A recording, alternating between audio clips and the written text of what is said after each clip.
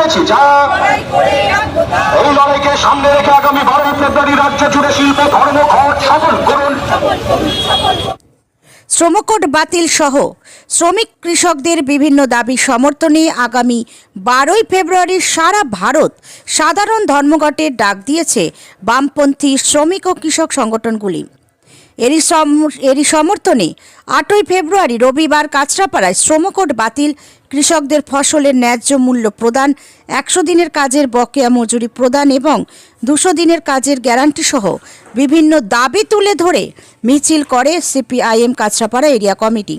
CPIM Kanchrapara area committee সম্পাদক দেবাশিস রক্ষিত জানান, 12 তারিখ সারা দেশে সাধারণ ধর্মঘট হলেও বাংলায় মাধ্যমিক পরীক্ষা চলমান থাকায় পরীক্ষার্থীদের অসুবিধা এড়াতে এদিন রাজ্যে শিল্প ধর্মঘটই হবে। শ্রমিক কৃষকদের দাবি পূরণ না হলে আন্দোলন চলবে।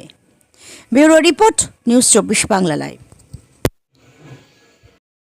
4টি সর্বনাশা শ্রমকোড যেটা বিজেপি পরিচালিত কেন্দ্রীয় সরকার লাগু করেছে তা প্রত্যাহারের দাবিতে এবং শ্রমিক কৃষকদের ফসলের ন্যায্য মূল্যের দাবিতে, কৃষি বিল, বিদ্যুৎ বিল বাতিলের দাবিতে এবং 100 দিনের যে কাজের টাকা অন্যায়ভাবে বিজেপি সরকার আটকে রেখে দিয়েছে কেন্দ্রীয় সরকার তৃণমূলের দুর্নীতি ঠেকানোর নাম করে, যাতে করে সাধারণ মানুষ বঞ্চিত হচ্ছে, কৃষকরা গরিব মানুষ গ্রামে সেই 100 দিনের বকেয়া টাকা অবিলম্বে দিতে হবে এবং 100 দিনের বদলে বছরে 200 দিনের কাজ চালুর দাবিতে হচ্ছে যে আমাদের সর্বভারতীয় ধর্মঘট হচ্ছে 12 ফেব্রুয়ারি।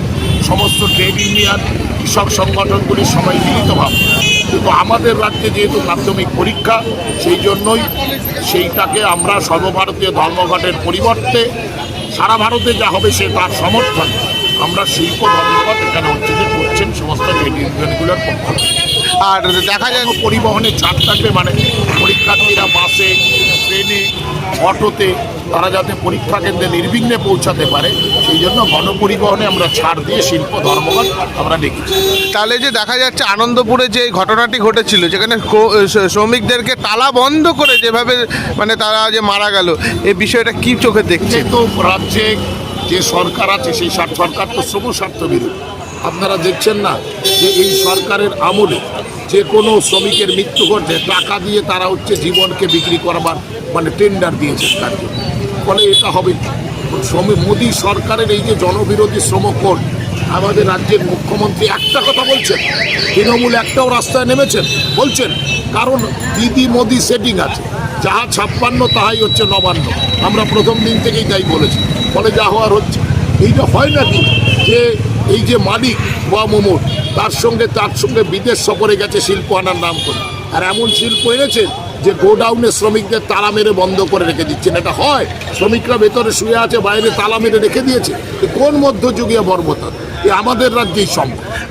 আবার কি ভোট আসার আগে কি ভাতার সিস্টেম করে চালু করছে নাকি বেকারদের জন্য? ভাতার বা দিয়ে হচ্ছে যে টাকা দিয়ে ভোট কিনতে চাইছেন, কিন্তু এটা আমি মনে করি সমগ্র নারী সমাজকে অপমান করা হচ্ছে বেকার সমাজকে।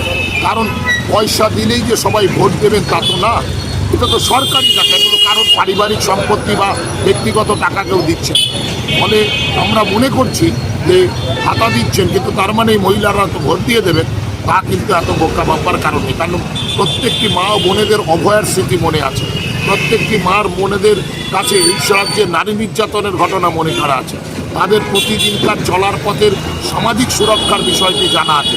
ফলে এত কেউ যে ভোট দিয়ে দেবেন ভাতার জন্য তা কিন্তু কখনোই এটা হবে না আমরা মনে করি না, বা বেকার যুবকরাও দিয়ে দেবেন, এতে কিন্তু তাদেরকে অপমানিত করা হচ্ছে, তাদের কেনবার যে ঘুরিয়ে কথা বলা হচ্ছে আমরা মনে করি না।